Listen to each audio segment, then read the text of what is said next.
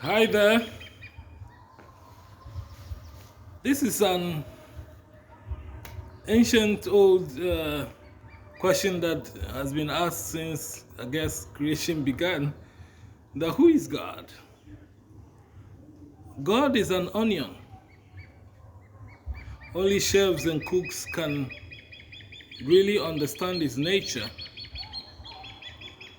God is a spirit, and no mortal can fully know him. A lifetime is too short for any mortal to fully know and understand God in total. God is a spirit with layers on end. The people who claim to know God are people that from time to time just happen to see some layers of God, just like chefs peel off the layers of onion.